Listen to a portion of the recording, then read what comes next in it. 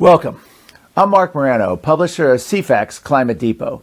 We hope you enjoy Climate Hustle 2, Rise of the Climate Monarchy. The film you're about to see was originally set to premiere in over 750 theaters nationwide and in Canada. But due to the coronavirus and the movie theater closures, we are releasing Climate Hustle 2 first online and then on DVD. The film's message is even more urgent given the lockdowns in the United States and in the world in response to the coronavirus. This movie will reveal how a future climate lockdown could be implemented. Prominent climate activists and UN officials have noted approvingly how COVID-19 lockdowns can become a dress rehearsal for dealing with their alleged climate emergency. Take, for example, this comment from the UN's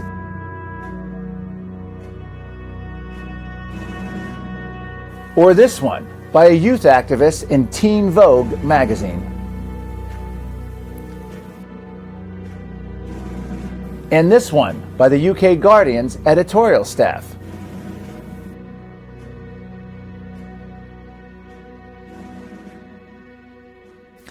In short, if you like living under a coronavirus government lockdown, you'll love living under a climate emergency. Please enjoy Climate Hustle 2, Rise of the Climate Monarchy. Thank you. Hello, theater goers. It's me, AOC here. You're here to watch a brand new movie, Climate Hustle 2, Rise of Climate Monarchy. But first, I want to tell you that there is no doubt that cow farts are making the climate change. I also, want to tell you about my plan to single-handedly save the planet. I call it the Green New Deal. I picked green because I'm still learning my colors. I came up with my plan after watching, the most important documentary on climate change. It's called Ice Age 2, The Meltdown. That's not me saying it, that's science. My Green New Deal will cost $93 trillion. Do you know how much that is? Me neither. Because it's totally worth it. If sea levels keep rising, we won't be able to drive to Hawaii anymore. So enjoy the movie. It's about to begin. Please stay in your seats after the film because I'll be back for a special climate panel featuring John Stossel, Liz Wheeler, and Mark Morano. Roll the film.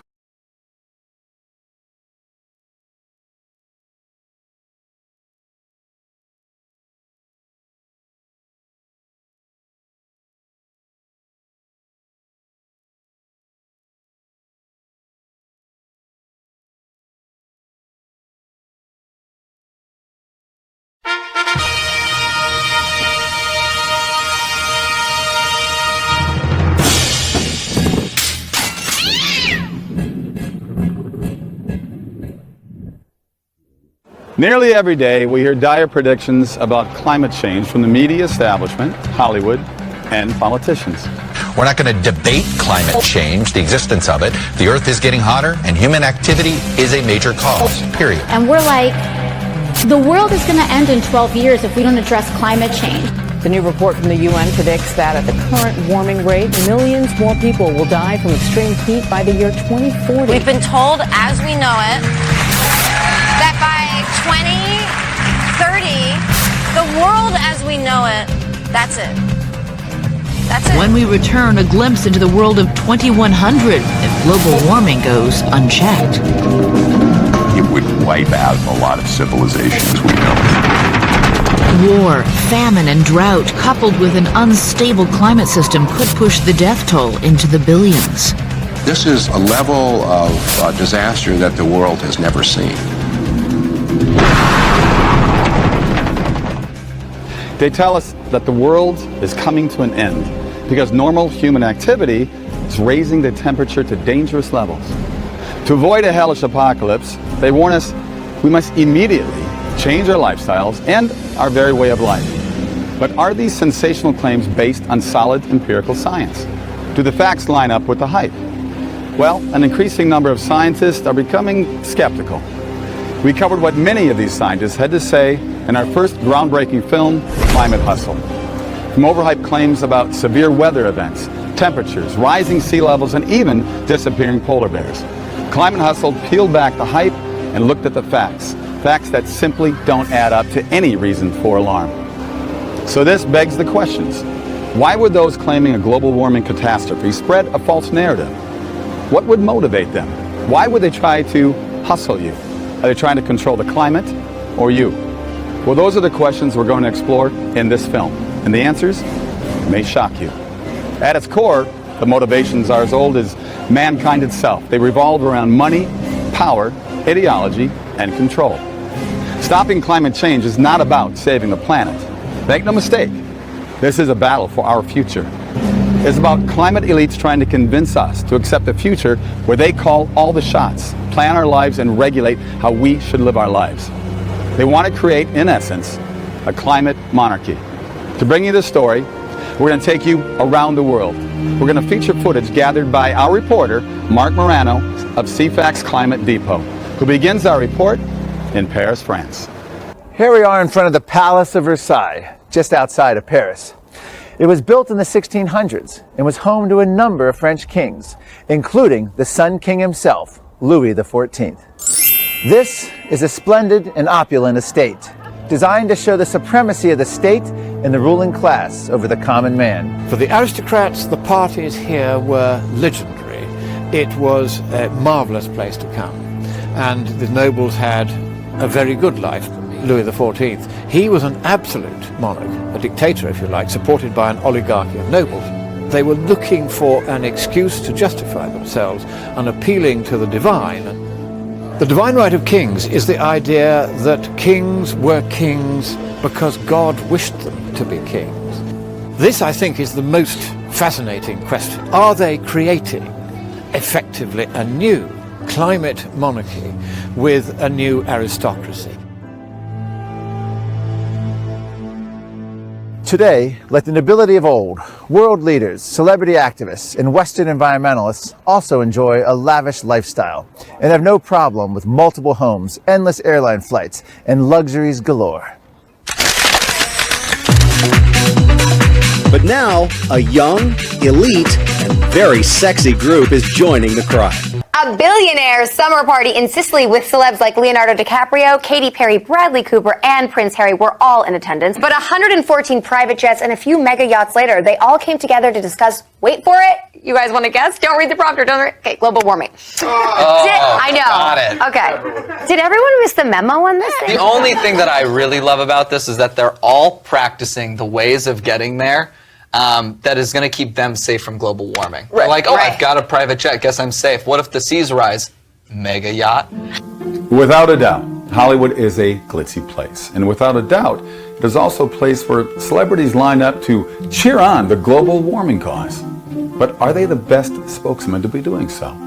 For many, this comes off a bit hypocritical, much like when Marie Antoinette famously quipped to the starving masses of France, "Let them eat cake." Al Gore and John Kerry and the Prince of Wales, they want to return us to an age of kings in which they fly around from one climate conference to another, and the rest of us are just contained within our carbon allowance, which, if we're lucky, will enable us to take a long weekend for a fishing trip somewhere once a year.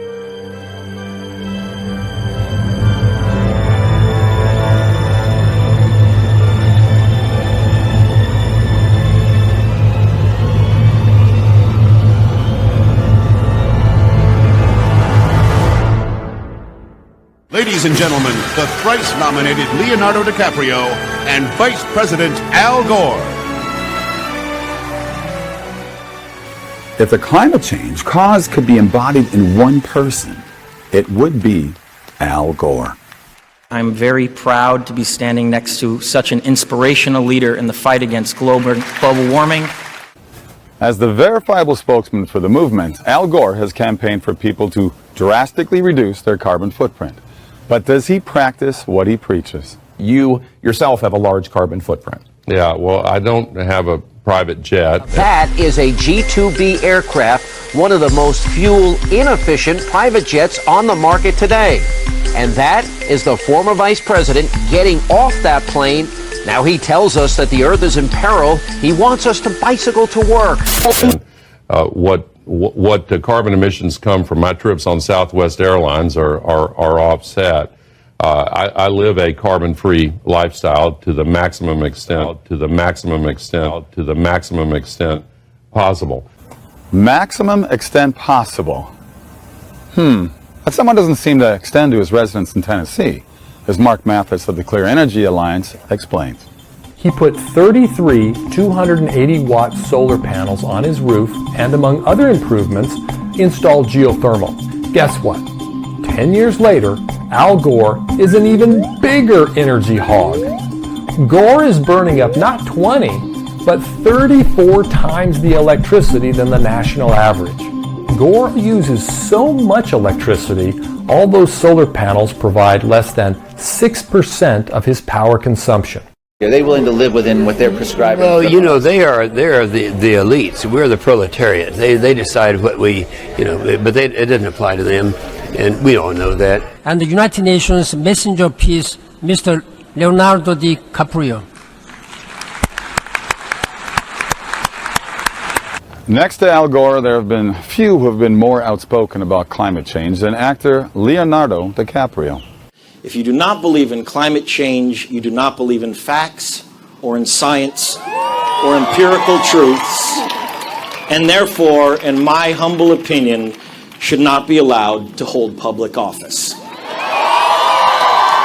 The solutions we seek require all of us to make real changes in the way we live our lives. You've taken personal action. Tell me about some of the changes you've made in your day-to-day life. I try to live a green lifestyle, quote unquote. I mean, I've done the things that I can do into my house to make it my house green, energy efficient appliances. I drive a hybrid car. I have solar panels. But despite his public claim to live a green lifestyle, DiCaprio also seems to practice a double standard, such as when he took a private jet an extra 8,000 miles just to collect an environmental award.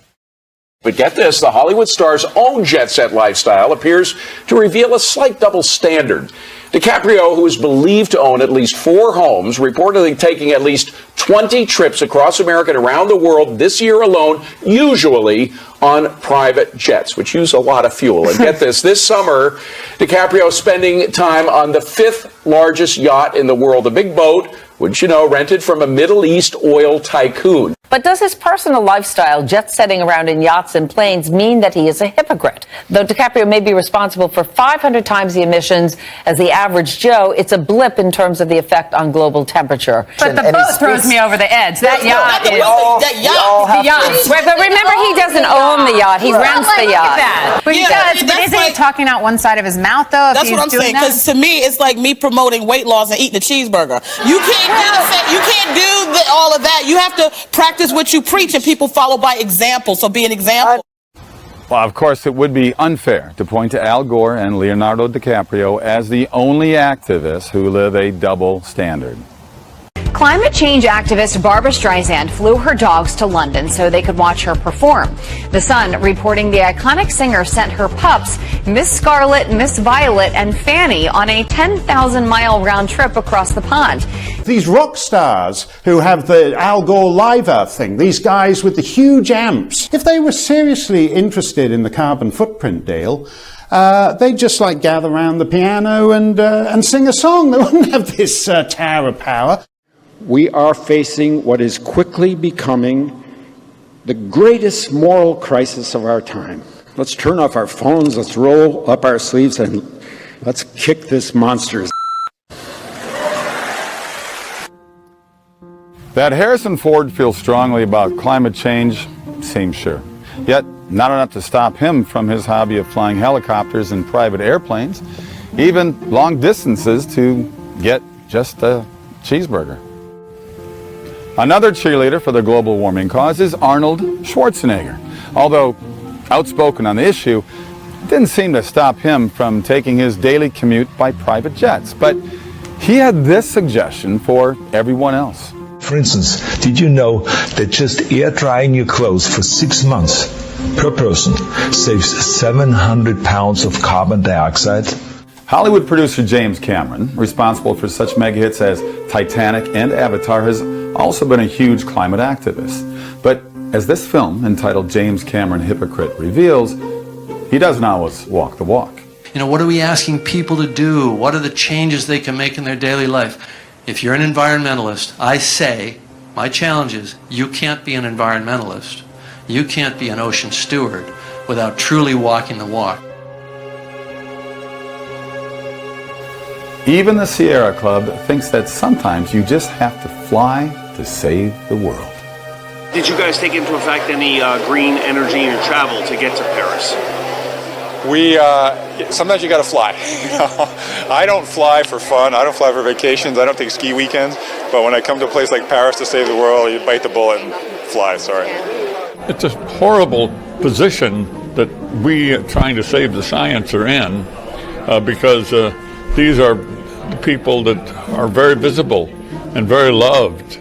When in fact they are the worst spokespeople, because when you look at their private plane travel, when you look at the vacations they take, when you look at their yachts, when you look at their absolute mansions that are 20, 30,000 feet, and the carbon footprint that they're responsible for, it's a joke.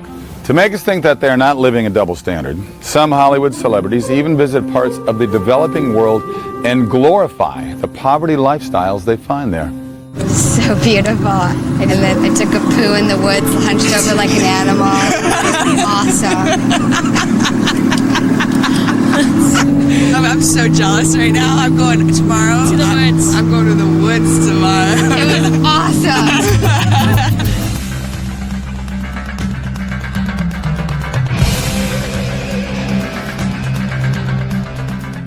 Typically, when people think something bad is about to happen, they take action. Now think about Noah building an ark when told the destruction of the world by flood was imminent. But climate activists don't seem particularly alarmed about global warming, at least enough to walk the walk and change their personal lifestyles. As Mark Morano points out, there might be a very simple reason for this. This begs the question. If these global leaders and activists really think we face a man-made climate apocalypse, why have they not changed their ways and cut back on their CO2 emissions and overall excess? Is there something they're not telling us about the science? By the end of this century, if emissions keep rising, the average temperature on Earth could go up another 4 to 8 degrees. What I'm saying is the planet's on fire now, and this is an actual crisis. Got it? CO2 is the control knob. It's one variable, one response number. You know, this is believing in magic.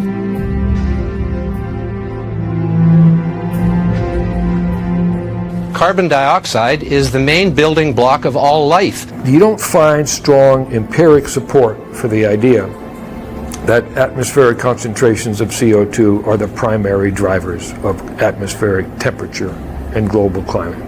And there are so many other variables that are much more likely to have been responsible for that. There is nothing to be afraid of, and that's all they're doing is instilling fear. I've been surprised at what people are calling science today. In fact, the whole climate crisis, as they call it, is not only fake news, it's fake science. There is no climate crisis. To access the science supporting global warming, the UN relies on a so-called scientific body called the Intergovernmental Panel on Climate Change, or IPCC. Growing numbers of scientists, however, question its methods. The IPCC process, I would describe it as, it looks to me like when a magician does a card trick. And you're watching him shuffle, you think he's totally shuffling the cards, and actually he's not shuffling them at all, and he knows exactly where the card is that he needs to be on top at the end. The IPCC review process is like that. It looks like a really big formal review process with hundreds of people poring over the data. It's nothing like that. You take 400 economists and put them in a room and give them exactly the same data, and you'll get 400 different answers as to what's going to happen in the economic future. And I mean, I find that refreshing because it tells me that these guys don't have an agenda. But if you take 400 climatologists and put them in the same room and give them some data about a system which they understand very imperfectly, you're going to get a lot of agreement. And that disturbs me. I think that that's arguing with an agenda. In the MANS program, NASA continually brought in outside independent experts to review what we were doing and try to find holes in what we were doing. I can't see that that's ever been done in the climate science, within government or without government. Even if the UN's IPCC process is suspect, what about its claims of impending planetary collapse? Well, it seems even here, on issue after issue, cries of doom and gloom are greatly exaggerated.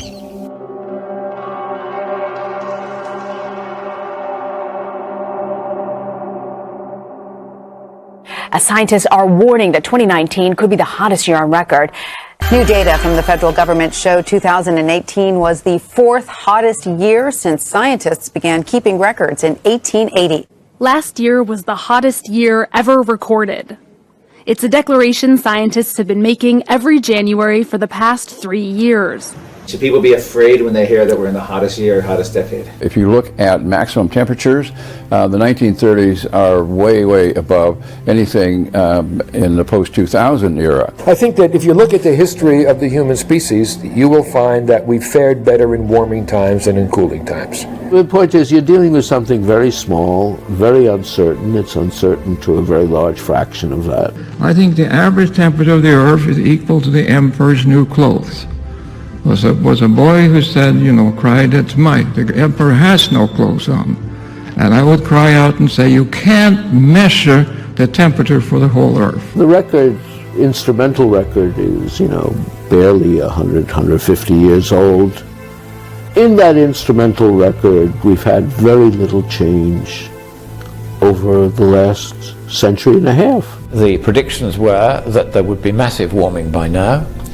It's not happening. And so that whole claim that each year is hotter than the next doesn't really take into account the 1930s heat wave. And the reason it doesn't is because both NOAA and NASA and other agencies in England have subtracted temperatures from the 1930s to make them look cooler. It's twisting words to confuse the public. And when you do that, you should be called out because you're being dishonest. I love this planet, and I love the environmentalists. I hate pollution. By the way, carbon dioxide isn't a pollutant. CO2 is not a pollutant, and it has become so distorted. My science has gone so bad, it drives me nuts. I've spent 50 years as a working scientist, and when any experienced working scientist sees science being abused, which it is most dreadfully in this global warming debate, then he or she, hitches up their britches and gets in there and does something about it. As a scientist, I'm never totally signed off. I never say it's over. But as best I can tell, the whole global warming thing is in fact invalid. It's science gone bad. Well, excuse me, this is my science. Okay. I'm a meteorologist. My science, my lifetime, goes bad and creates a national crisis. Are you kidding me?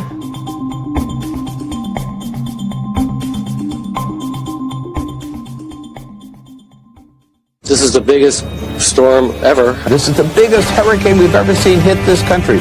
If we would do more on climate change, we'd have fewer of these hurricanes and other types of storms. Everyone knows that except a few. Are hurricanes increasing? Depends on what date you want to start, but on climate timescales in the United States and globally, no.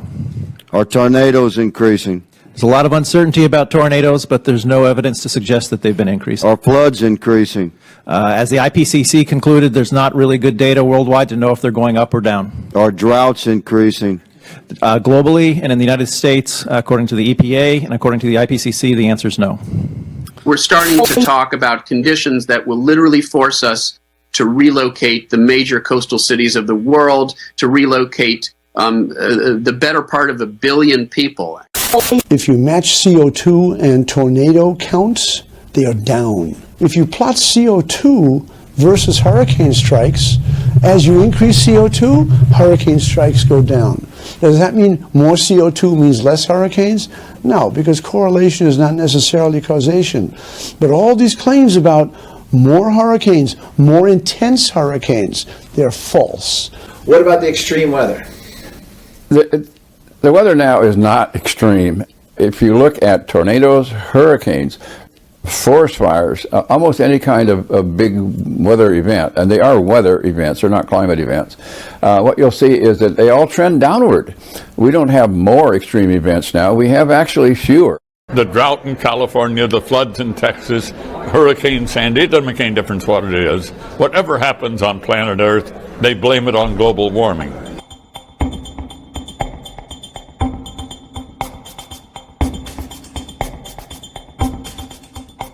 Jarring research tonight on climate change and sea level rise. It's laying out a new timeline for when several major world cities, Miami included, could be underwater. We'd have to invent new laws of physics for that to happen.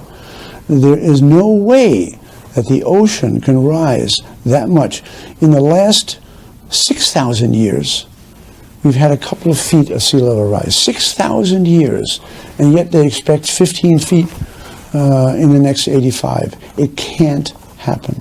I looked at literally thousands of tide gauge records all over the world, and there seems to be a very stable, steady rise of sea level at about 7 inches per century. So if you look at a human life in terms of a 50-year period, that's about 3.5 inches, and you're never going to know it.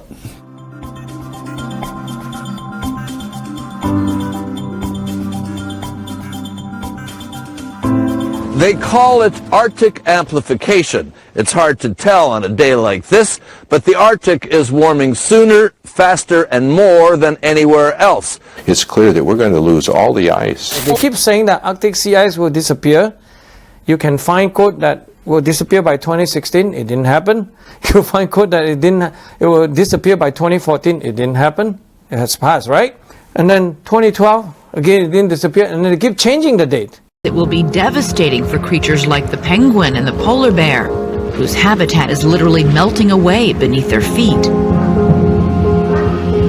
The bears, in fact, have not declined as predicted. Their numbers had risen to 28,500. So the numbers keep going up. I mean, Al Gore's film made a big deal about these cartoon polar bears not being able to catch seals and drowning because there wasn't enough ice, but they've made it through other periods when the Arctic Ocean was ice-free, and they probably went on land and ate gophers and turned brown. In 2017, a viral video of a starving polar bear reached hundreds of millions around the world. The message was simple: global warming is driving polar bears to extinction. The only way to stop that is to give the left total control over the global economy. Climate elites tell us the scientific debate is over, and that we're headed for an environmental catastrophe. As we've seen, many prominent scientists point to the data which refutes this claim. Yet Hollywood celebrities, politicians, and the media demand we listen to them, even if they themselves will not make the same sacrifices. What the climate royalty is in effect telling us is, be good subjects, shut up, don't ask questions, follow orders. Of course, this sort of blind obedience is not just practiced by tyrannical monarchies. It is also eerily reminiscent of George Orwell's famous book, 1984.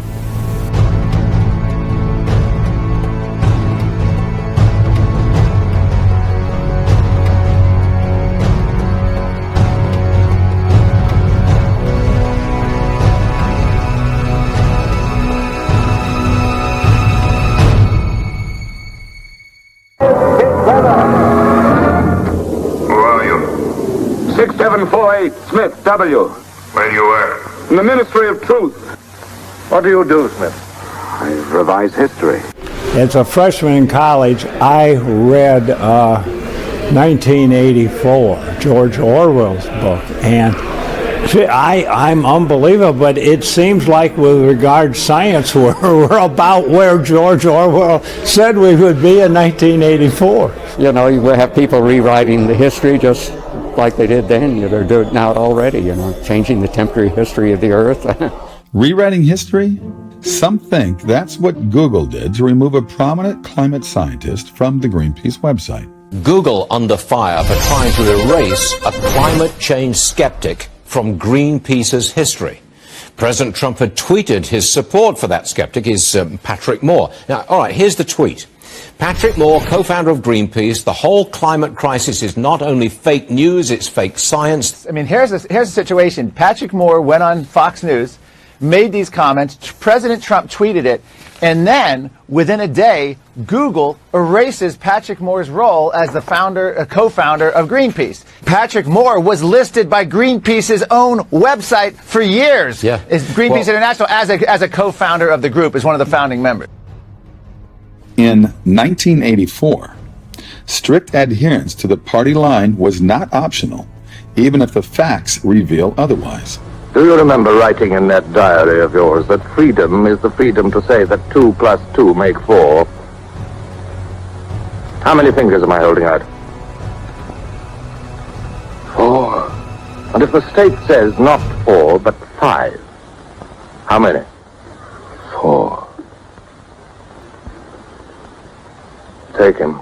So if the data are contrary to your testimony, would the Sierra Club issue a retraction? Sir, we concur with the 97% scientific consensus with regards to global warming. But I'd like to repeat the question and get an answer. If the data are contrary to your testimony, would the Sierra Club issue a retraction?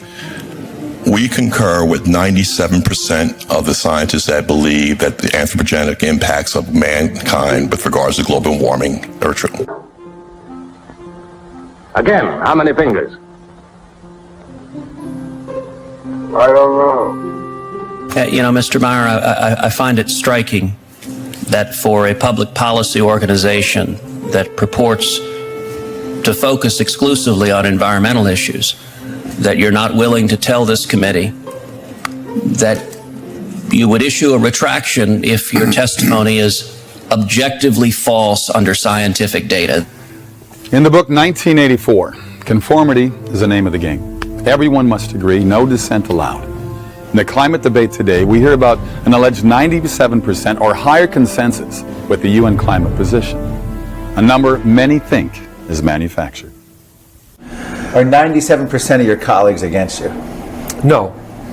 So I think that the people with a geologist's perspective on the history of climate do not share the consensus that anthropogenic emissions of CO2 are the primary driver of climate. To the average person who finds the science incomprehensible,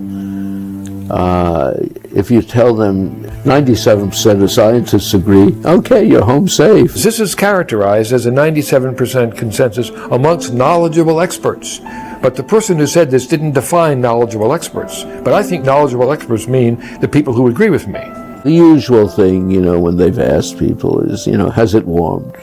Yeah, probably. I'm glad it's no longer the little ice age. Does man play any role? Some, probably. And then they assume this means the world is coming to an end. They don't even ask you that. It's beyond the consensus of 99% of the scientists. This is very effective. It just happens to be dishonest. One of the most disturbing components of the climate debate is the U.S. government's alteration of past temperature data to create an illusion of a much warmer future. There is a party directive dealing with the control of the past. Repeat it to me. Who controls the past, controls the future. Who controls the present, controls the past. The government, trying to erase the recent hiatus in global warming, it really feels politically motivated. They desire the solution. The solution is bigger governments, more regulation, more control, more everything that's against freedom. That's what they want. And global warming seems to give them that. They had to demonize CO2, and that they have to show that it's not the beneficial, necessary gas that it is, and show that it's a harmful gas.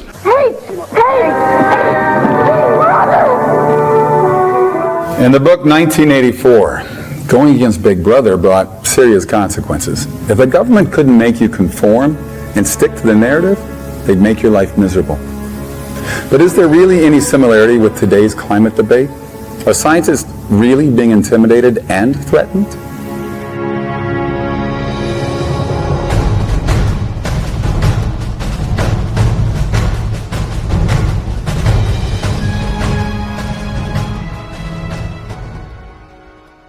We're not going to give time to climate deniers. The science is settled, even if political opinion is not.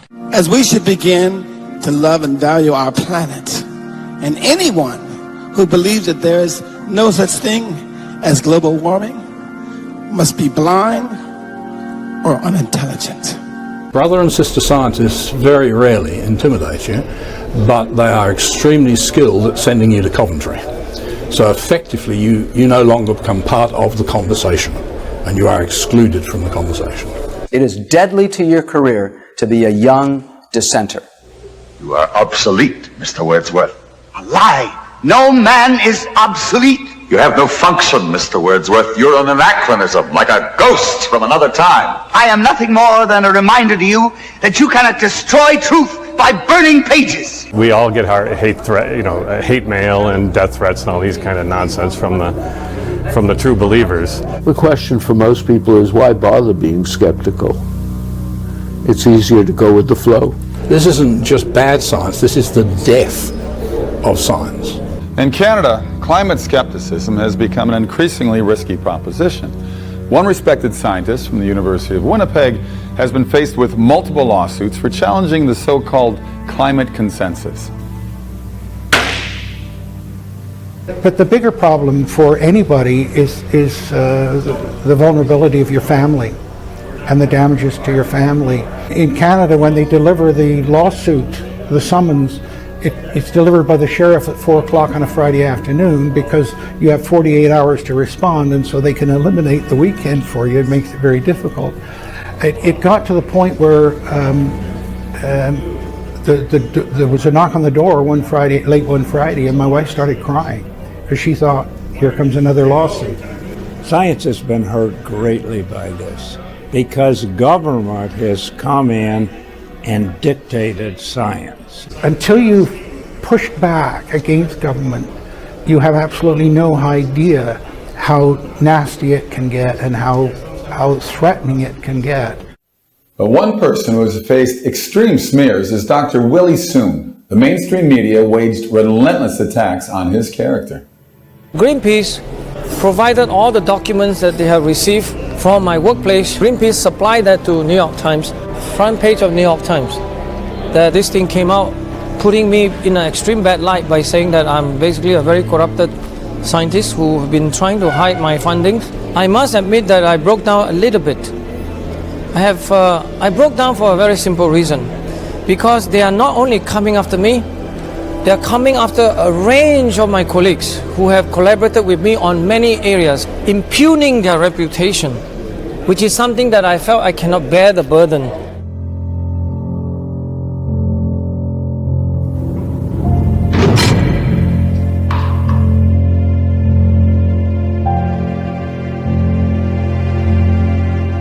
Do I think they should be in jail? I think they should be enjoying 3 hots and a cot at The Hague with all the other war criminals who are there. Well, I wish that there were a law you could punish them under. What's your thought on jailing skeptics as war criminals? Well, we'll see what happens. So I can see where people are very concerned about this and are pursuing criminal investigation. I believe what's going on now is criminal, our activity, because it's a crime against future generations. And there ought to be a legal position of intergenerational crime. And I think there's criminal negligence. Some politicians even want to shut down the EPA's ability to regulate carbon. I would like to strap their mouth to an exhaust pipe of a truck, turn on the engine, and let's see how long it would take them to tap out. They dare not argue with us on the science. They know we're right on that by now. They attack our personal reputation. If they could persuade people by argument, why would they need to send them to jail? Scientific research has gotten you to this point, and they want to throw you in jail because of what you believe. To me, that's chilling. That there's a chilling effect on scientists who are in extreme doubt about climate change, I think is good. They're keeping us from getting to work. They're holding us back. Is this talk about jailing climate skeptics simply idle chatter by a few extremists?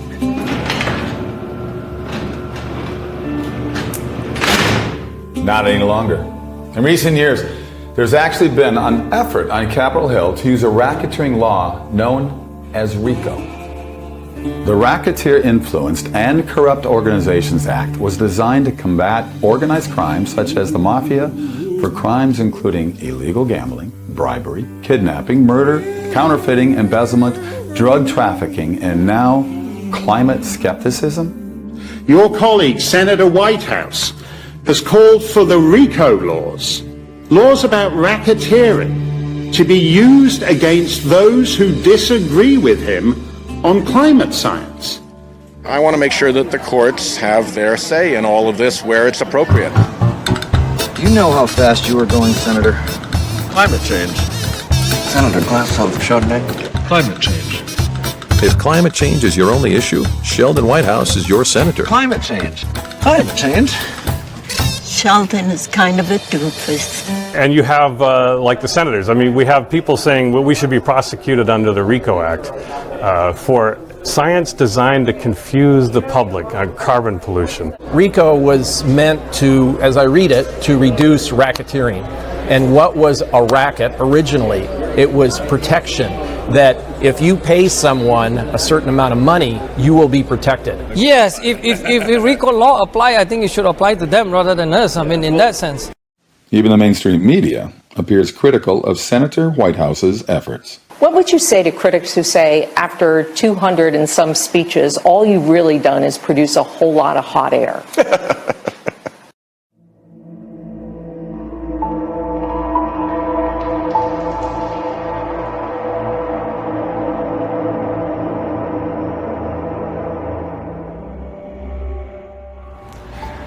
Demanding conformity, intimidating dissenters, jailing skeptics. These are clearly strong-arm tactics reminiscent of Orwell's 1984. We do not destroy the heretic, we convert him. We capture his inner mind. We reshape him. We burn all evil out of him. But missing is the reason why. Why is there a need to pursue such measures? Well, for some, that motivation is deep-seated. We could call it a commitment to climate change orthodoxy that mimics a religion. What does it mean to awaken ecological spirituality?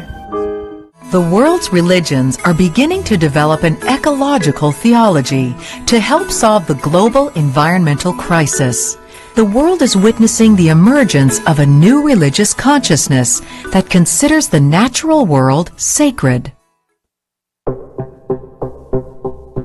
I needed something outside of myself to believe in.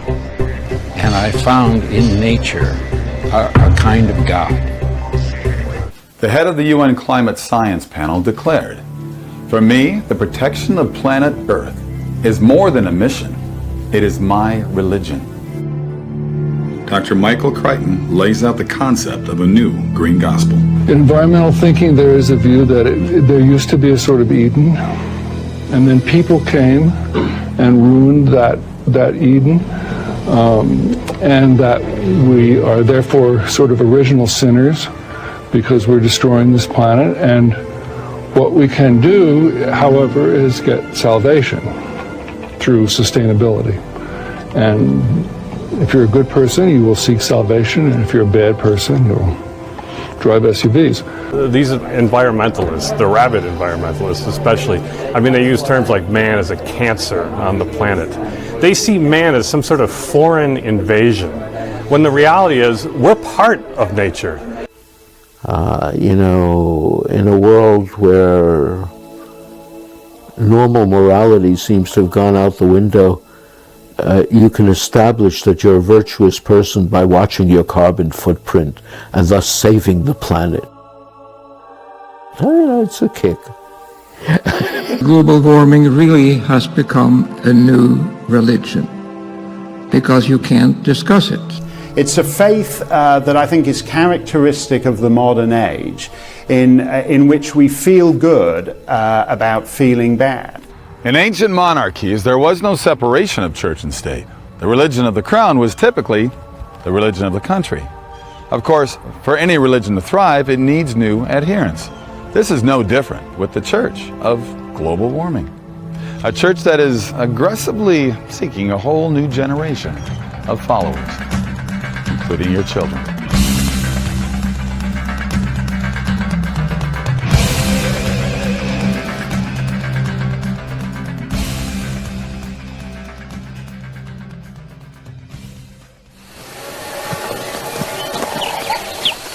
Global warming.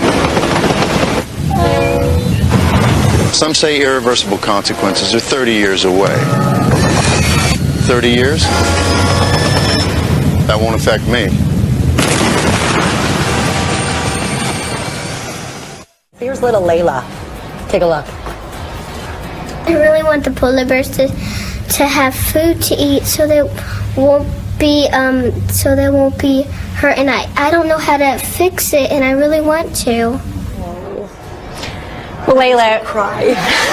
The only way they can keep this storyline alive, given that the facts are now entirely and implacably and inexorably and increasingly against them, is to insist that only the party line be taught in schools. I don't see any reason to teach kids about this other than to, unless you're trying to, brainwash them in some way, get them when they're young kind of thing. The climate change education issue, the reason this is so important is because of the influence of the environmental movement and because of their power.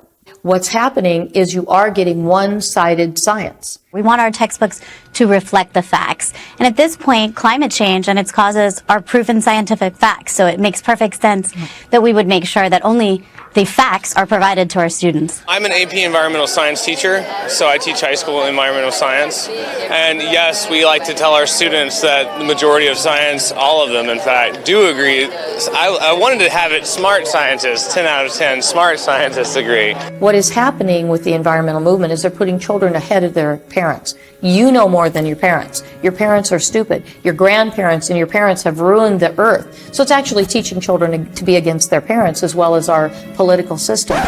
If burning fossil fuels was so bad that it threatened our very existence, how could we just continue like before? To me, that did not add up.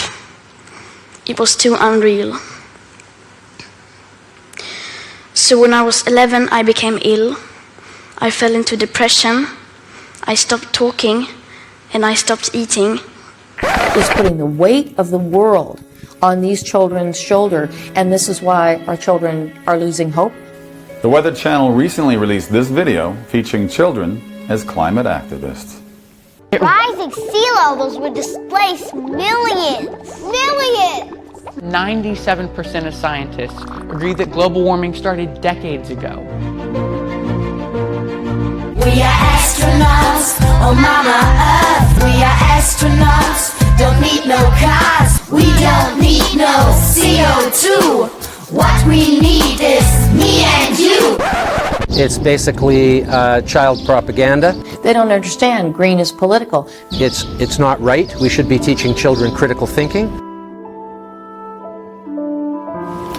But what does critical thinking look like in the classroom? Well, here's how a climate activist group showed how to persuade kids to go along with the green agenda. I would love it if you and your families would think about doing something. What sort of thing, miss? Well, like getting your dad to insulate the loft, or taking your next holiday by train instead of flying. Now, no pressure at all, but it'd be great to get a sense of how many of you might do this, just a rough percentage. That's fantastic!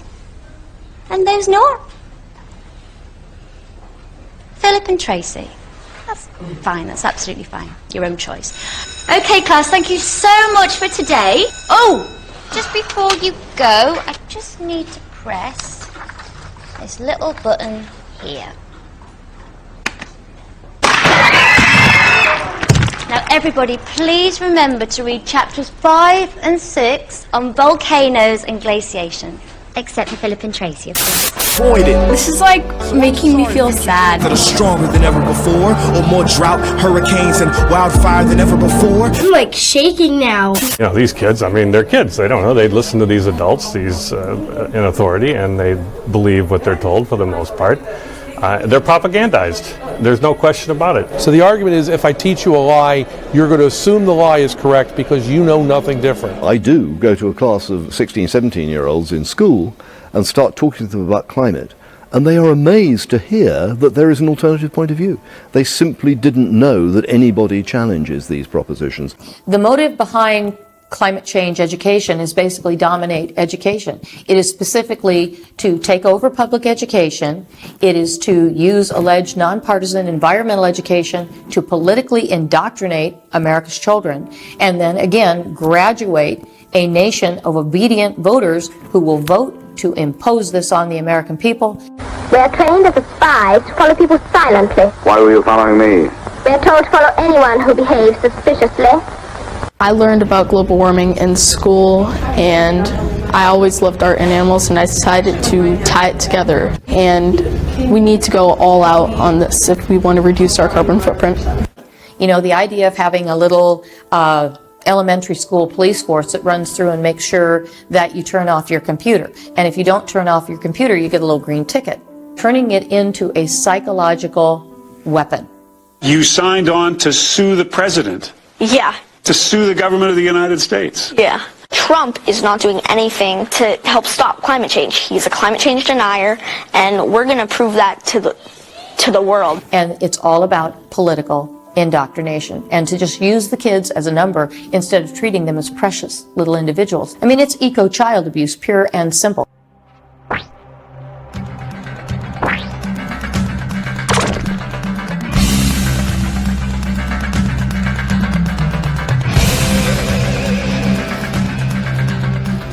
Climate monarchs know that if you can get them early, you can get them to embrace ideas that may seem a bit out there.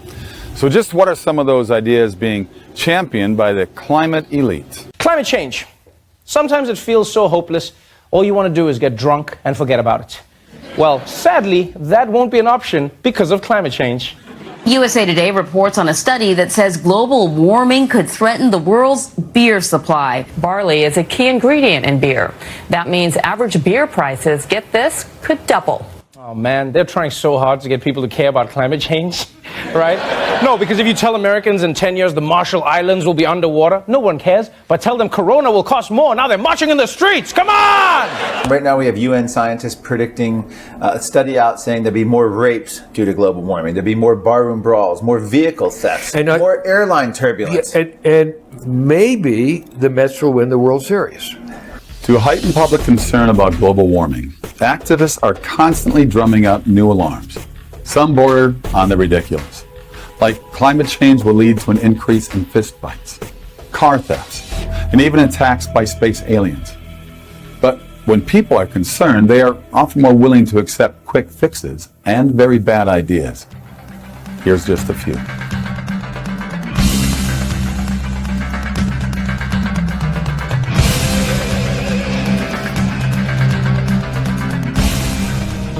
Around the world, renewable energy use is on the rise. And these alternative energy sources could hold the key to combating climate change.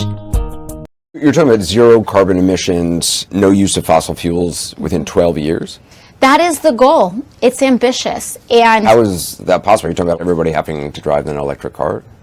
It's going to require a lot of rapid change that we don't even conceive as possible right now.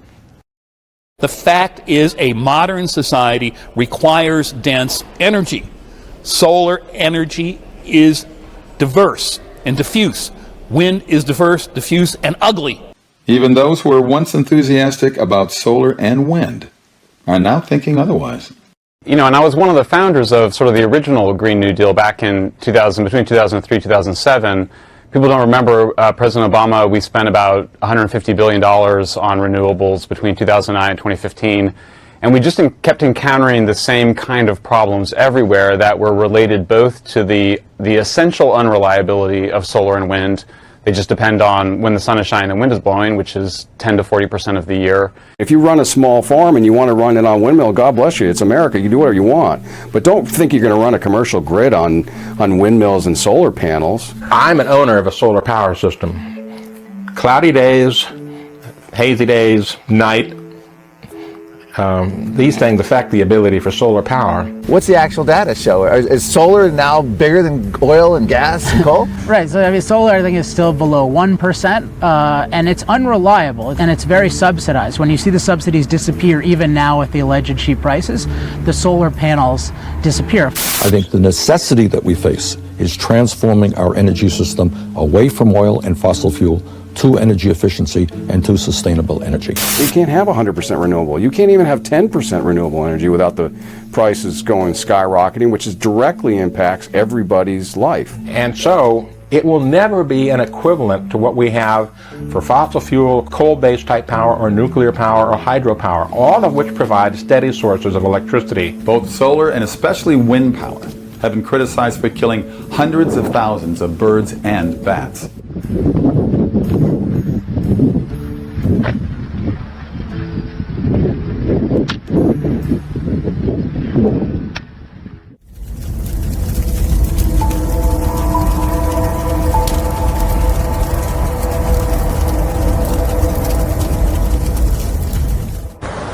It is now 22:30 hours.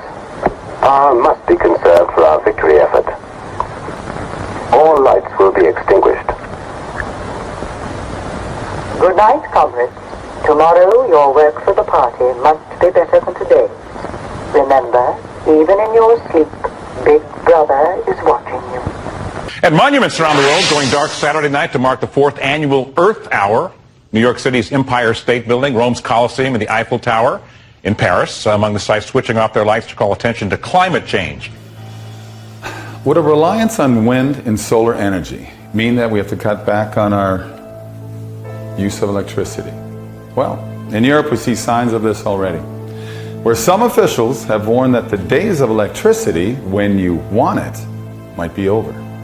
And prominent climate officials have proposed government monitoring of everyone's individual energy use. You'd called for a CO2 budget for every man, woman, and child on the planet from Berlin to Beijing. How would that work, and what does that actually mean? You could do that. I think it would be enough if you have national quota. And I think in the end you would have to say each person has the same right to pollute the atmosphere. The odd thing about climate rationing or carbon dioxide rationing, is that what it essentially says is that to survive as a planet, what we really need to do is not use any energy.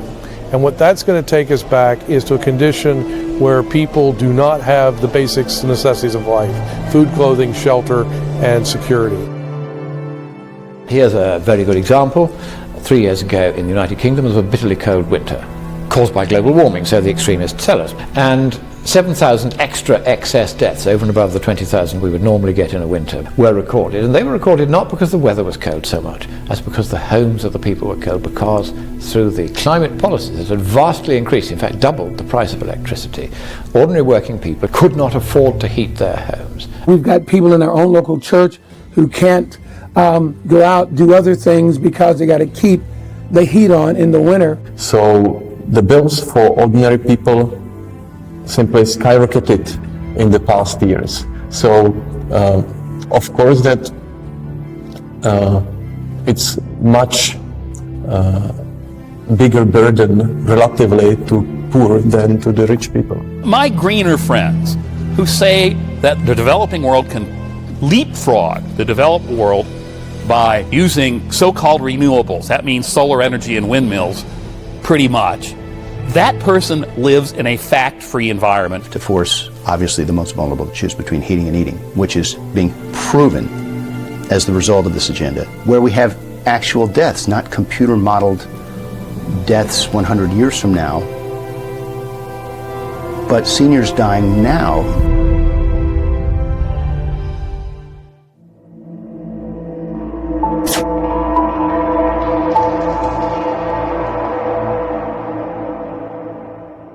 To avoid the 2-degree framing of dangerous climate change, economic growth needs to be exchanged, at least temporarily, for a period of planned austerity in wealthy nations. The only way to stop runaway climate change is to terminate industrial civilization. The evidence is clear on that front, and it's in the refereed journal literature. I mean, there's not much point in asking any more questions, really, is there? A UN emissions limiting treaty would most likely mean that the developed nations would head towards the underdeveloped world. We would bring everybody down to the lowest common denominator instead of building everybody up in terms of having a better life. Outside the climate summit in Bonn, Germany Monday, former UN climate chief Christiana Figueres laughed off the very words she spoke in 2012 when she said that a centralized transformation is taking place as countries battle climate change. They are just misusing the nature and environment and climate for their agenda. Their agenda is really, really different. No one should be confused. The people who are running this don't care about CO2. That is merely the pretext for shutting down the hated capitalist West. They want to introduce socialist totalitarianism on a global scale, and the one thing that still stands in the way is the Western love of freedom and the prosperity that the capitalist system brings. They have to tear that down.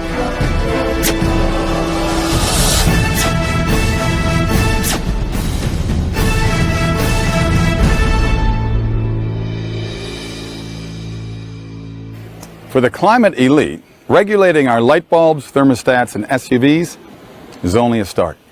Now some want to regulate the number of people on the Earth. The planet has 11 years to prevent catastrophic climate change. 11 years. That fact prompted Blythe Pepino to launch Birth Strike. It's a group of people who will not have children because of climate change. So should we have policies that penalize people for having extra kids in the developed world? So I do think that we should at least consider it. Well, at least consider it is like do it. Says the U.S. and others should do away with tax credits for new parents and actually impose penalties, like a carbon tax on kids. Let's say we make an artificial intelligence and we give it the job of saving the environment and saving the climate. And it comes up with the final answer, which is there's no way to save the environment without getting all these humans off the planet, because we're the problem. Indeed, I mean, of course, don't expect logic from those who are pushing these various agendas. The anti-humanity agenda, which is a very strong thing on the left now, where they wish to reduce the population of the Earth. I mean, some of them have said they want to reduce it by 6/7 because they think that man is a blight on the planet. The pressure of unwanted population is the first root of the basis of climate change. I mean, this is anti-human. This is anti the well-being of people. And making fertility management ubiquitously available so women can choose how many children and the spacing of children is crucial to the future shape of human civilization. Africa is projected to have more people than China or India by mid-century. The racism is an inherent problem. The Africans are lesser creatures to these people, otherwise they wouldn't be saying such monstrously stupid things.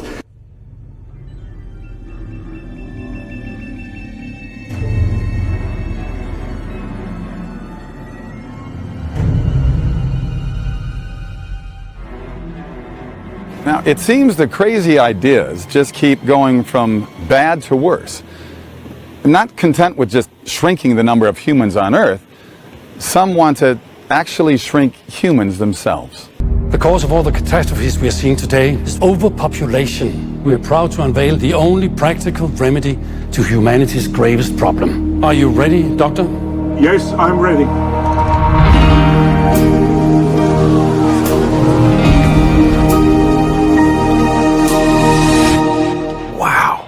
That is wild, isn't it? It's just wild. Alexander's movie is called Downsizing, and that's about the future in which people figure out a way to shrink themselves down to 5 inches in height as a way to offset climate change. Art imitates life in the most unexpected ways. Meet the man who wants to engineer a master climate race. New York University professor Matthew Lau. I call this human engineering, and what it involves is the biomedical modification of human beings to make them better at mitigating and adapting to the effects of climate change. The idea that, excuse me, that smaller people would be more, or have a smaller carbon footprint. Will they consume less? That's right. So other things being equal, larger people consume more energy than smaller people. They also, for example, it takes more energy to transport larger people. You need more cloth, fabric to clothe larger people rather than smaller people. They wear out shoes, carpets, etc., etc. Make people shorter? Well, as preposterous as this sounds, some maintain that if we don't start altering people, global warming will alter us. The first scenario relates to global warming. We imagine that the ice caps are melting, we see a drastic rise in sea levels, and humans are forced to live in an underwater community. And so what we might see is changes to our body which help us to swim better. For example, we might see a lengthening of our fingers. This might cause us to evolve webbed fingers and toes.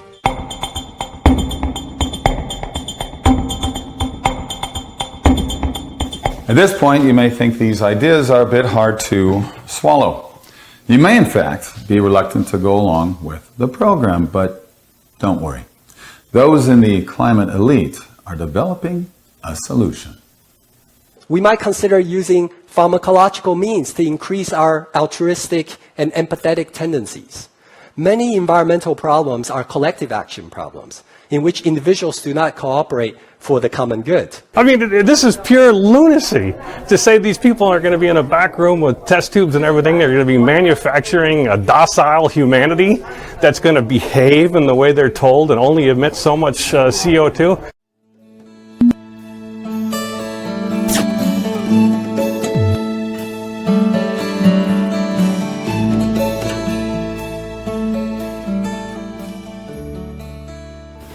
The biggest modification is changing what we eat, which means no meat. Al Gore, a carnivore no more. I've been a vegan for 5 years. Less meat, less heat, more life. The number one thing that you can do is to just stop eating or cut down on your consumption of meat and dairy. No meat?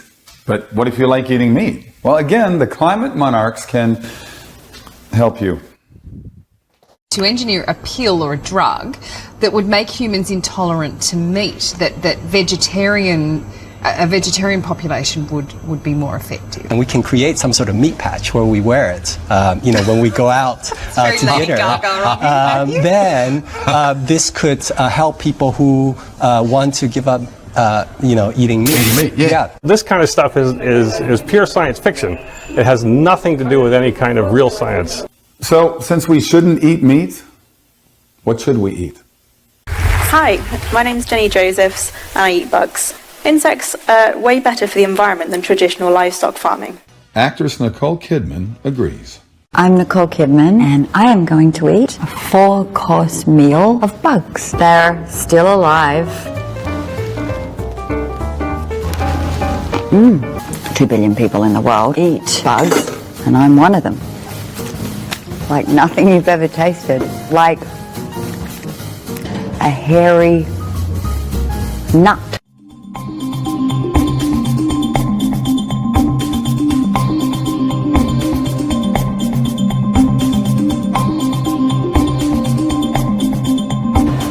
The effort to indoctrinate the public, even with some very strange ideas, is being carried out with intense fervor. And as we've seen, the global warming cause is for many, much like a religion. But are there other things, perhaps a bit more worldly, like money, also motivating those in the climate monarchy? I mean, the global annual climate change industry is a $1.5 trillion industry.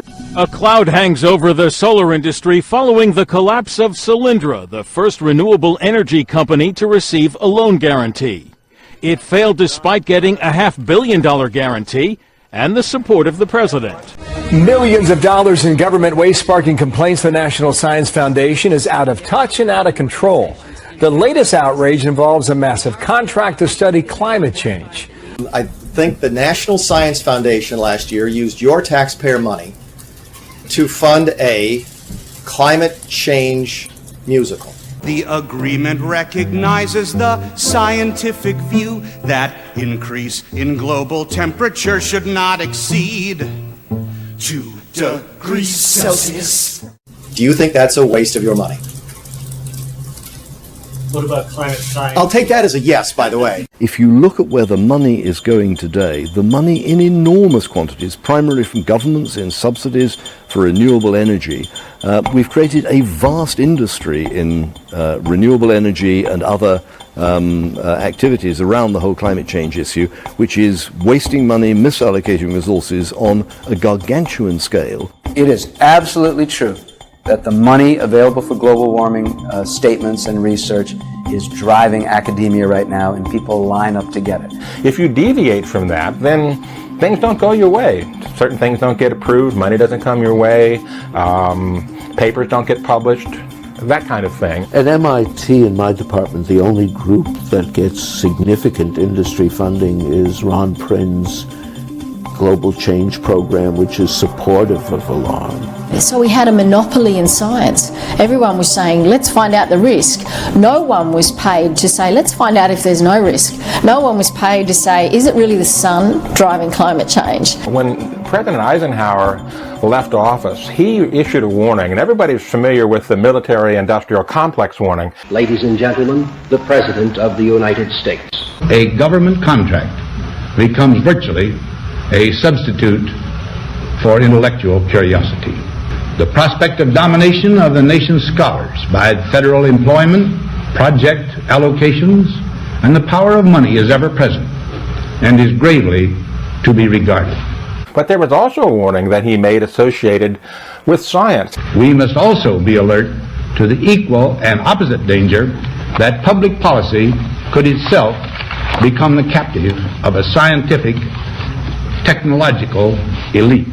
I was looking at 20 years worth of funding from 1989 to 2009. The ratio is about 3,500 to 1 in terms of money going toward climate research. Of course, despite receiving funds at a level of 3,500 to 1, climate monarchs like Al Gore accuse those that oppose them as being motivated by money. The illusion of a debate has been purchased with millions of dollars a year spent by a few of the largest and least responsible polluters who want to fool and confuse the American people. But like the hypocrisy we've seen before, Al Gore could not refuse a $500 million payday from the fossil fuel industry when he sold his TV network to the oil-rich Al Jazeera. I want to ask you about Al Jazeera and the sale of current TV, because it's controversial. People don't understand how you, as a prophet on climate change, could take what's reported to be $100 million from a network that is basically owned by Qatar, by a country that is an oil producer. It would be like taking the money from ExxonMobil, if ExxonMobil owned Al Jazeera. Well, I think it's important to focus on Al Jazeera itself. I completely understand the criticism. They have a funding base that's huge, and if they happen to be wrong, or maybe not so right, their funding starts to change. A lot of universities, when they're considering a young faculty member for tenure, asking, how good is this guy at bringing in money? Well, here you've provided a huge source of it. It's going to be very attractive. Maintaining that funding, maintaining those shiny buildings at universities and those big departments and all of that stuff, those conferences in Bali and all those sorts of things they go to, that's really pretty important to them. It's their livelihood. Most of the scientists who are saying it's a crisis are on perpetual government grants. Academia is no different from anywhere else. We wimp out when we are under pressure. We do. The whole idea that you could blame these polar bear decline on global warming probably saved the careers of a lot of polar bear specialists. And so it's in their best interest to make sure that this concept stays in the public limelight. But this is going to linger on for a long. There's too much money on this for this not to linger on. So if you wonder how these things come about, it isn't because of catastrophic man-made global warming. Catastrophic man-made global warming is a vehicle. The issue isn't the issue. Global warming is not an end in itself. It's a means to an end, and that means to an end is the redistribution of wealth.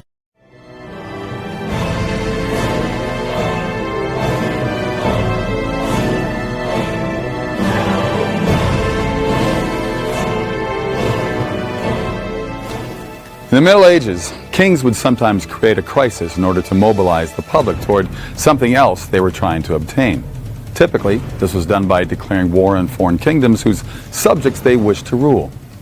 Is today's climate monarchy pursuing a similar strategy? This is a man called Saikat Chakrabarti. He's Alexandria Ocasio-Cortez's chief of staff over in the Congress. Here's what he told the paper, quote, "The interesting thing about the Green New Deal is it wasn't originally a climate thing at all." Do you guys think of it as a climate thing? Because we really think of it as a how do you change the entire economy thing. like this is the war, this is our World War II. The freshman Democrat also asking for support for a resolution which outlines a plan to eliminate carbon emissions in the United States in a decade.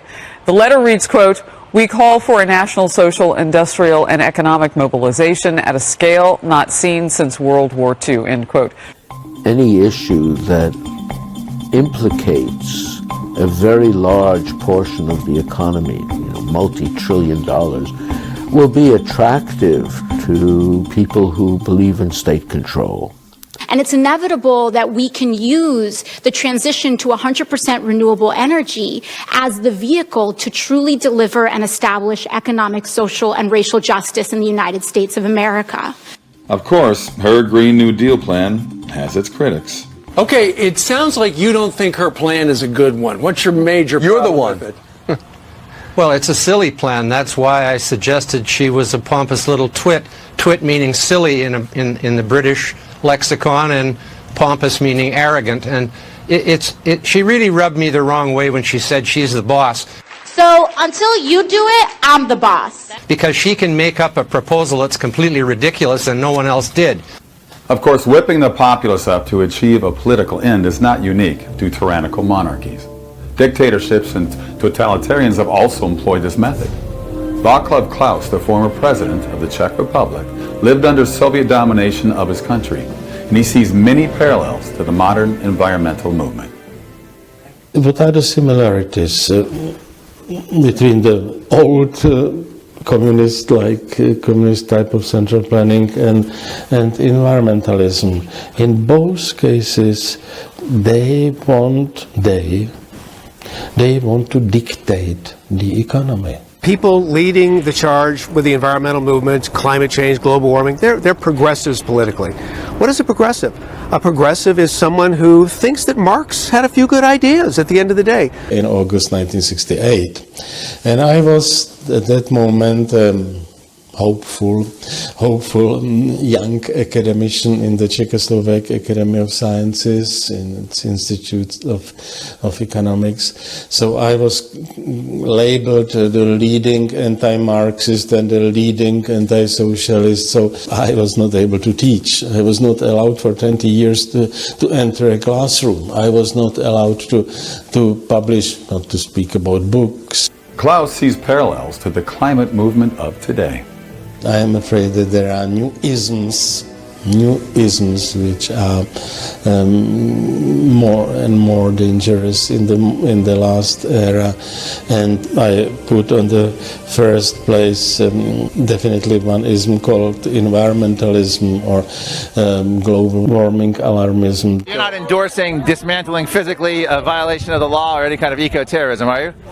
It depends on the circumstances. So that's not out. It's a possibility. Means necessary. We mean by any means necessary. Okay. We would support it. Our life in communism increased our sensitivity to all waste, all endangering of freedom and democracy in the world, and therefore I am so active against another ideology which is killing freedom, democracy and prosperity, which is global warming, alarmism and environmentalism. It's fascinating to me that this movement seemed to be energized by the end of the Soviet Union, the collapse of communism. Stopping climate breakdown at the same time as stopping ecological breakdown. There's time, but we can't do it by just pissing around at the margins of the problem. We've got to go straight to the heart of capitalism and overthrow it. The green agenda and the environmentalist agenda and the fighting climate agenda is trying to basically stop the existence of the free market system, which we were fighting for and we were dreaming about in the communist era for decades. Klaus's sentiments are shared by others, like Peter Mock, who also lived under Soviet oppression. That's very sad for countries like mine, that we got rid of regulation of Soviet style, and now new regulations are coming from the West, unfortunately. It's not about fresh air. It's not about clean water. It's about a political agenda that is meant to hammer America first.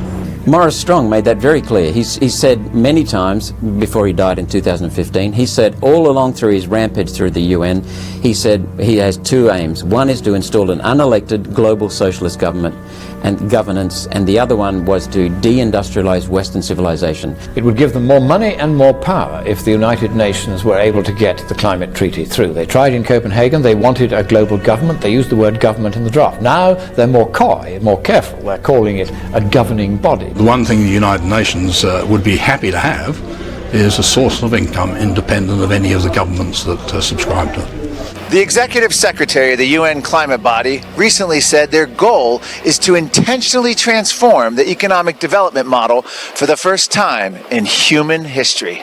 Outrage growing over the co-chair of a UN climate change panel saying this, and this is a quote, "One must say clearly that we redistribute the world's wealth by climate policy." They're setting up a $100 billion a year fund into which various Western nations will be required to pay in reparation for climate debts. A global carbon dioxide tax just fits the bill perfectly. And any money that it raises tends to stay in the UN or the Swiss bank accounts of its senior executives rather than going to the people who need it most. They're taxing the rich nations, but they're not helping the poor. In fact, they're hurting them. And so what they do is they promise the developing world, in return for their votes, that they will extract large amounts of money from countries such as the United States, which is the chief target of the UN in all this. What do you make of that? In other words, the UN is giving out hundreds of billions and probably eventually trillions of dollars to developing world governments in order for them to basically swallow hard and not develop their countries. That's if it gets to those people. Yes. I think a lot of it will be kept in the UN, a lot of it will be diverted. The UN has no accountability whatsoever. Those people basically appoint themselves through the connections they know and they make, and they're not accountable to anyone. There is no democracy by definition. It can't be there. We're going to go to this collectivist system. That's their model and that's their goal, and everything stems from it. So their agenda, shake down corporations, use governments to distribute money to the ends of the earth, and at the same time have ever-increasing laws and regulations to keep the people under their thumb. You have no freedom, you have no control over the political process, you are a mere drone. Who's behind that curtain? You know, like in The Wizard of Oz, I am the great and powerful. So who is that guy? It's a number of players. You have very, very wealthy, elitist individuals like your George Soroses. You have politicians around the world who also believe this. You have very wealthy foundations with huge endowments that are behind this. You have our colleges and universities, some of those with large endowments as well. So you combine this, and this is among the biggest scandals ever. It truly is shocking.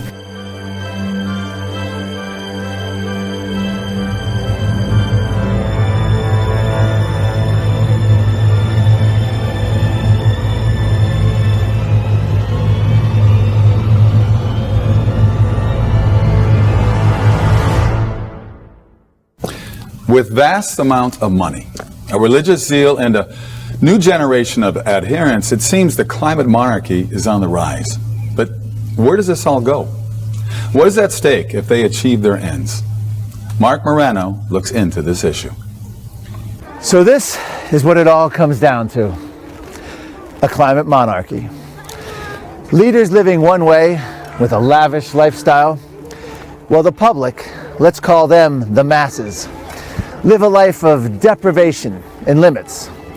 Politicians deciding and determining our economic and energy choices in order to prevent an alleged climate crisis. And none of the strategies that have been offered by the U.S. government or by the EPA or anybody else has the remotest chance of altering climate if, in fact, climate is controlled by CO2. The burden is always on America and on some of the more developed nations. And I'm convinced that what's really at root is a desire for other governments to impose control in a almost one world government kind of way upon America and the rest of the nations of the world. What does living in a 4 degrees warmer world look like fresh water shortages, higher greenhouse gas emissions, unprecedented fires, worldwide destruction. Join us in the Ministry of Climate Change and Environment at the World Government Summit. We are going to contribute $3 billion to the Green Climate Fund so we can help developing nations deal with climate change. Did Congress approve the Green Climate Fund? Senator, as I said previously, we reviewed with our lawyers the authorities we had and had provided resources in accordance with those authorities to meet what Right, but the fund itself, I mean, it went into an account. Did Congress approve that account that it went into? that we have the authorities that Congress provided us to make that payment. But did Congress approve it? Did Congress The approve account, the what? Green Climate They've Fund. passed an appropriations bill that we've reviewed the authorities of and have used to make this payment. And when you sit here before the American people and say that the Green Climate Fund was never approved by Congress and yet $500 million just went to it, I don't think that lawyers can replace the Constitution. But we have to put our money where our mouths are. If powerful nations, like my own, accept constraints. In fact, we're all going to have to give up a little bit of our sovereignty in order to make the world work. Inside the policy, you need a law. You need a rule. You need the coercive power of government to say, do this. We will need governmental actions. We need to put a price on carbon. We need to put a price on carbon in markets, and we need to put a price on denial in politics. But how can they possibly get all the countries to willingly agree to give up their sovereignty? If you can identify a threat that is global and then say we can only respond adequately to that threat with regulations that go across national borders, now you have a rationale for global government. It's a scam. There's nothing sure. It is a scam. It's been going on now for about 40 years. Started by Maurice Strong from Canada as part of the UN. It's part of the UN's agenda for 21st century global governance. And they're just trying to erode sovereignty and take control of each of the countries through their energy policies and through finance policies. Le pari pour le climat est accepté.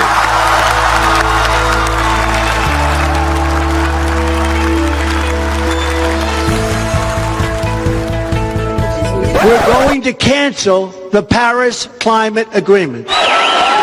Many Trump supporters, including those in his cabinet, applaud these proposals as a way to prioritize domestic interests. It's a bad deal for America. It was an America's second, third, or fourth kind of approach. Of course, not everything goes according to plan for the climate monarchy. The election of Donald Trump and his withdrawal from the Paris Accord hit them like a ton of bricks. President Trump isolated the United States with his reckless and indefensible decision. A lot at stake, potentially, for the planet. How dare you? But the president's actions were supported by many. Paris Accord was somewhere between a farce and a fraud. You don't even have to mention greenhouse gases in your commitment if you don't want to. You send in any piece of paper you want. We're going to staple them all together, and we're going to call that the Paris Accord. Everyone sent in a piece of paper, and they stapled it together and held it up and said, this is amazing. If everyone does what they promised, and remember the track record ain't all that good, but if everyone does all they promised and do it all the way through the century, we'll reduce temperatures by the end of the century by 0.3 degrees Fahrenheit. You won't be able to measure it in 100 years, and yet the costs will be somewhere between $1 trillion and $2 trillion a year. The one country that showed up in Paris with a very costly, ambitious target was the United States. So President Obama took all the zero commitments from everybody else, but threw in a really expensive one for us. Even the federally funded climate change play, The Great Immensity, ridiculed the futility of UN climate agreements. Reducing emissions with no specific commitment regarding the level of emissions or any future reduction of emissions, and in addition a commission to watch the condition of emissions with no power of enforcement. And that all nations would begin to start to try to cut emissions as soon as possible. So what is your view of this new UN climate treaty, and what impacts will it have, and how How do you view it? I am, of course, very much opposed to that, as I has been in the past. For me, in some respect, it's more or less nothing new. It's just the quantitative increasing of all the ways how to block free human activity. They want to dictate it, control, regulate, mastermind from above. What about centralized transformation? What about people who might be afraid that the UN is going to essentially be a sort of climate central power as opposed to... That's your response? Now, that is real humor. I think that the biggest threat is that this decision making is not in line with the democratic process. It's going to be very like the old Persian Empire, where you had the emperor and his court, and then you had what are called the satrapies, and these were all the individual nations who paid tribute to and acknowledged the authority of the emperor, and they acted as his poodles in all the different capitals. The whole global warming agenda is based on control of science, control of energy, control of policy. So what it ends up meaning is that a core group call the shots and the rest just follow through like sheep. What they will do, as they've already begun doing it, they've established 1,000 new bureaucracies which are the sinews of this new global government, and these bureaucracies will act with the savagery and arrogance and ability to preempt on the resources of the people, to order them about, eventually to put them on trial, that monarchs of old used to do. And they will have far greater powers than any monarch, because the absolute control over people that a modern bureaucracy has through modern methods of record keeping and communication is terrifying. And that's what they're trying to impose on us. This is the way to the end of freedom. This is the way to the brave new world of the future. The brave new world of dictatorship and totalitarianism.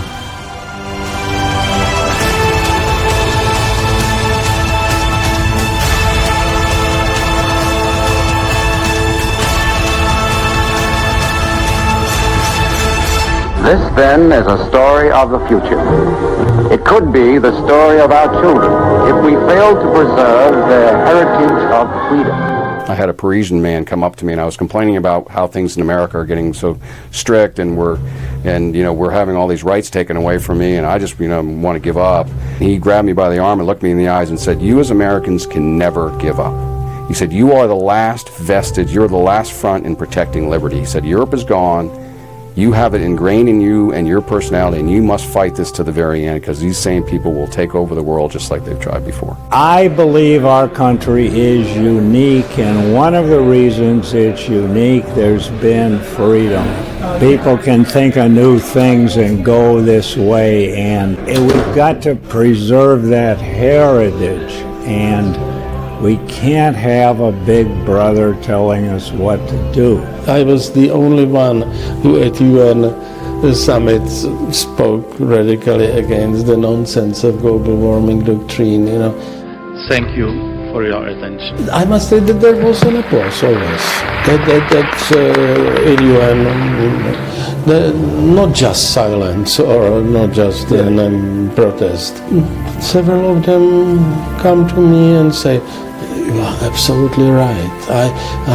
This is very close to my way of looking at it."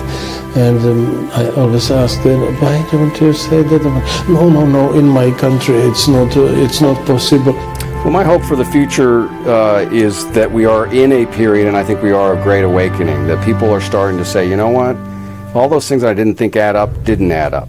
My hope is by dealing with the reality of political indoctrination in our school and taking the political indoctrination piece out, returning our schools to teaching basic quality classic education. We can suspend these programs. It's ridiculous to think we cannot. Like Edmund Burke said, that evil triumphs when good men stand idly by. Of course, my hope would be that this insanity stops, that research can get back on the tracks, that the people entering the field are people who are genuinely interested in how climate works, rather than on how to blame climate on industry or its evil ways. But if I had it all to do over again, I'd do it exactly the same way. I was asked that by a young student the other day, would you do it again? And I think, yes, it's the nature of me. I definitely will continue my research regardless. People have got to stand up for what they believe in. At the end of time, I have to explain both be honest to myself and to my God that I have interpreted what I have seen to the best of my ability in the most appropriate way possible. And that's the only thing I can do. The fight to maintain our freedom from those who want to use global warming to centrally plan our lives is an ongoing challenge. But no great battle has been won by sitting on the sidelines. We have the gift of freedom. Don't let it slip away. Don't let them establish a climate monarchy.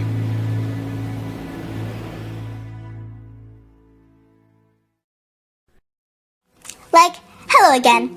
AOC here again. I hope you learned a lot about climate change in this movie. I know I did. I used to not believe in climate change either. I thought it meant Mother Nature was transgendering into Father Nature. Who knew that shrinking people to 5 inches tall and eating bugs could save the planet? Did you know that? Now, we go to Washington, D.C., which is named after our first president, George Washington, D.C. Liz Wheeler is hosting the climate panel. Stay tuned. You won't want to miss John Stossel and Mark Morano. Hello and welcome to our special feature. My name is Liz Wheeler. I host the show Tipping Points on One America News. We hope you enjoyed the film Climate Hustle 2. You can visit our website at Climate Hustle 2. That's the number 2, climatehustle2.com. Please stay in your seats.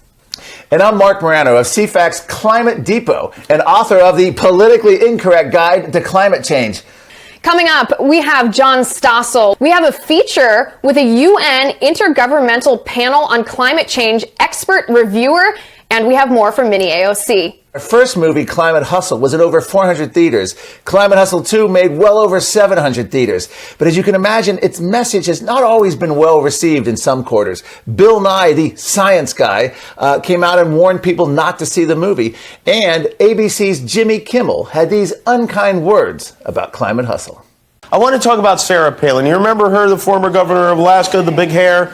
Anyway, Sarah Palin has been making the rounds lately promoting an anti-climate change documentary, a movie called Climate Hustle. The gist is that climate change is a hoax and we shouldn't worry about it. It was shown in around 400 theaters tonight, and Sarah Palin is supporting it. I have a theory. I think maybe Sarah Palin wants global warming. It's cold in Alaska. It would be welcome up there. Mark, we just watched some very disturbing footage in Climate Hustle 2 showing climate activists trying to reorder government in the world. What's the reaction been from audiences who viewed this film? Well, as you can imagine, audiences are hungry for this kind of a message. However, the establishment is hungry to shut this down. And in what we've seen the last few years is calls for a climate emergency creeping in everywhere. Academia, cities, media outlets like UK Guardian, Telemundo, all declaring a climate emergency. Right, and that's very interesting that you mentioned that, because there's a geologist named Gregory Wrightstone who says climate activists and the left need to call this a climate crisis in order to achieve their goal. Take a look. Do we face a climate emergency? Well, actually, I'm a climate realist. I live in the real world and I see what's actually going on today. Well, we're being told, we're being warned of climate apocalypse events in the future, 50 or 80 years in the future based on failed climate models. If we look at what's actually going on today, we find that the Earth is thriving, prospering, and greening, and humanity's benefiting from the modest rise in temperature and the increase in CO2. And that's a good thing. So decide, why do you think they're calling it an emergency then? Well, they're going to need this climate of fear. They need to raise alarm and fear in order to enact these otherwise economically crippling and onerous regulations, rules, loss of freedom that are associated with the Green New Deal and the Paris Climate Accord. They need a frightened population to accept these otherwise onerous regulations. In your book, Tipping Points, How to Topple the Left's House of Cards, you delve into the climate issue, and you also gave a recent speech, Top 10 Reasons Not to Believe the Climate Criers.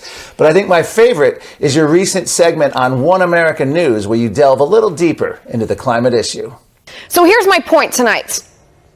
If you want to convince me to give all my money to the United Nations and give away all my liberty to Bernie Sanders and sit here quietly while AOC and her squad impose socialism on the United States and call it the Green New Deal, I'm going to need you to answer a few questions first. Number one, why should I believe your doomsday prophecies about climate change now when your predictions about the climate for the past 50 years have not come true? I was told polar bears would be extinct by now. The polar ice caps would disappear, that we would die from an ice age by the year 2000, that we'd all resort to cannibalism due to food shortages in the West, that England would be swallowed up by the sea, the Netherlands would be uninhabitable, that children would never know what snow is. And none of those predictions came true. It did not happen. Why should I believe you now? You shouldn't believe them now. Very well said, Liz. Mark, how did we get to the point where this implausible climate crisis is now dictating national and international political policy? Well, the UN Paris Agreement, the Green New Deal, all are now relying on what they're calling the climate emergency using extreme scenarios from the UN. And the thing is, if you go back to the 1960s, all the previous environmental scares had the same solutions they're proposing today. Wealth redistribution, central planning, sovereignty limiting treaties. It doesn't matter what scare it was. Global warming is merely the latest environmental scare to require the same solutions. And they don't want to have any time to debate it. They just want to have immediate action. There's no time. So I traveled to New York City to interview John Stossel of Stossel TV, the legendary newsman. And I asked Stossel how the news media became so complicit in the climate scare. In all the stories you've done on consumer scares, other environmental scares, other just media scares, there's no history of any media just shutting down one side and refusing to allow it on? I haven't seen it. This is new. So why do you think the climate issue is different? Does CNN not allow them on? Why do they just essentially ban climate deniers and not legitimize them by airtime? The media's changed. I mean, CNN and the Times now are just hard left young people with an agenda, and that didn't exist before. But they're big, and a lot of people believe it. And look, my own daughter looks at me and says, "You're helping those people, and I don't know that I want to have children because the world may be gone, and you're helping those people like you." How important is it to social media play a role in this? It's important. I mean, social media is it right now. All the ABC and Fox stuff I did is irrelevant now compared to people getting their news feeds. And the algorithm is so powerful. If it sees that you're interested in this, like I'm getting constant feeds now. CNN says we're all going to die from climate. It gives you a little more of what they think you will stay an inch longer for. And that gives confirmation bias. So if you think the world's going to end, you get more information that says the world's going to end, and you get alarmed. Like, hello again. We hope you enjoyed the movie and the climate panel. I just got this electric car. It's eco-friendly, and everyone has to buy one under my deal. My Green New Deal is the best idea for America since the Manhattan Project was used to build New York City. Did you know that? The film warned a lot about socialism. But socialism is so amazing. Like, socialism is actually short for social media. Did you know that? Like, I use social media, so I'm a socialist. And like, 3 of the most successful countries in the world are socialist too. Venezuela, Facebook, and Twitter. Thanks for watching!